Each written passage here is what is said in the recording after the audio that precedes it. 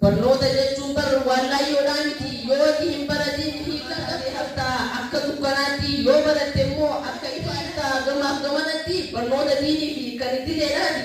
Lachuu dabeeffachuun waajiba nurratti jabaadhaa alfis walumaanuu kan salaantaa jennu yeroo bira seennu kan bismillaahii jedhee ilmeen waraanu maqaa Audio Jungle.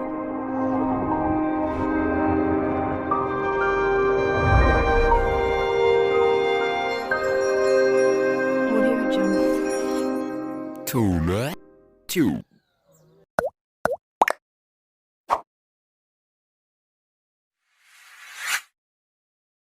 أعوذ بالله من الشيطان الرجيم.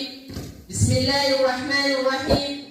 الحمد لله الذي هدانا للإسلام وما كنا لنهتدي لولا أن هدانا الله وعلى آله وصحبه ومن تبعهم بإحسان إلى يوم الدين. وبعد، أولا نحييكم بتحية الإسلام، تحية أهل الدنيا في الدنيا وتحية أهل الجنة في الجنة، وهي السلام عليكم ورحمة الله وبركاته. وأيضا السلام عليكم ورحمة الله وبركاته. إيجا ربي كي سبحانه وتعالى هل كان الراهنا إدو فبجمتو مسجد ساقا كما هالإبادة ساقا ساقيرمتو جندها نبوذو غيسا إسنانجها نسيبلدي أسنبتو لام الحمد لله رب العالمين. Guyyu marraa ana keessa rabbiin guddaan uume ijaan taraa torbaatanii ol silaalee arsifituudhaaf alhamdulillahi rabbil aalamiin. Eegaa akkana chaabboleewwan kiyya kan islaamaa hoggaaniki mata duree kiyya haaraa takkaa qophii kiyya haaraa jedhamu mata duree kiyya haaraa waa'ee barnootaa waan jedhamu waa'ee barnootaa ta'ee waloota qoota qophaa'ee bee amma mooroloo kiyyaa hojii turtii gaarii isin jira.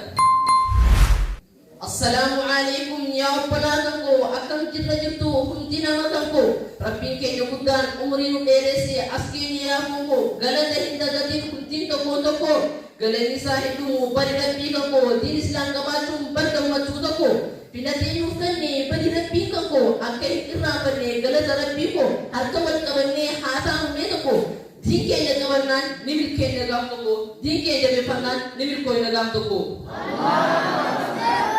Akkas jechaan qophii too jalqaba kan xiqqaa fi guddaa urra naamas qaba barnoota jedhee ni lallaba knowledge is power barnoonni waajiba barnoota qabaannaan taata nama jaba barbu'aanni bu'ee iqraadha jalqaba diin islaam hundeessaa barnootaan jalqaba yoo barachuu baanne namuu bu'aa dhaba barnoota jabeessi ta'ii nama jaba barnoota jabeessuun hundaaf bu'aa qaba barnoota jabeessuun hundaaf bu'aa qaba. Barnoota jechuun barru wallaayyoodhaan miti yoo hin baratiin hiikan qabduuti dhaamaa taatee haftaa akka dukkanaatti yoo baratte immoo akka ifaadhaati faafaa jettee iftaa gamaaf gamanatti barnoota diinii fi kan idileedhaati. Lachuu dabeeffachuun waajiba nurratti jabaadhaa hunda barnootaatti jabaadhaa hunda barnootaatti.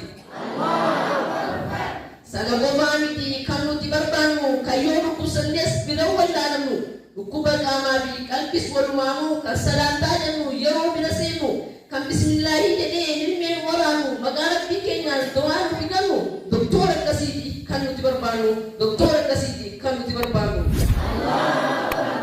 Injineera seenaa kan fooqii nuuf jaaru majliisaaf masjiida akka nuuf ijaaru kan waa hunda haajaa tolchee nuuf dajjaaru saayintistii seenaa kan haa warra goru wanta uummanni jee akka dhaqee bahu hayyoota jajjabaas warra bineedaaru siyaasa hattoota dhugatti jijjiiru addunyaa hundarratti diin islaam ijaaru dhaabbilee siyaasaa qur'aanaa fi hadiisa jalatti hiriiru dimokiraasii dhugaa addunyaarra hiru kan shari'aa beeku nama addaan hiru gandaa fi gosummaan kalqee addaan jiru sabaa fi amantaan nama addaan hiru nama addaan qotuun isa bira hin jiru nama lubbuu isaatiin lammii isaa baraaru.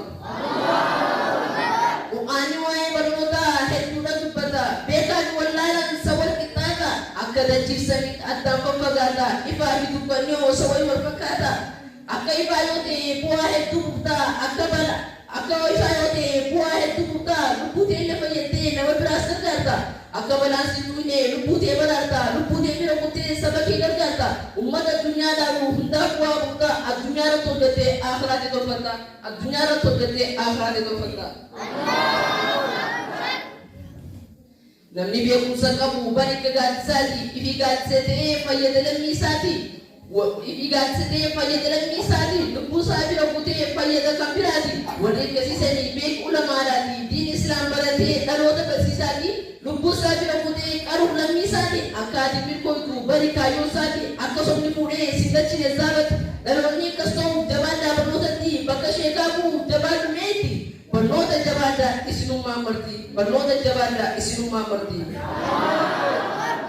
Dhiifama obbolaa koo yoomsitti dheeratee odoon deemuu karaa tunaan kute haasaa biraa hin qabu dhaamsa koo hubattee wanni na barbaade namuu akka baratu marxoo jabeeffattee barnootaaf hin kaatu akka lammiin daldoo waa hunda argattu doktooraa fi sheekaatu hunda akka horattu rakkoo ammaa keessaa akka ni dhibaatu jabaadhaa baradhaa obbolaan koo martu jabaadhaa baradhaa obbolaan koo martu.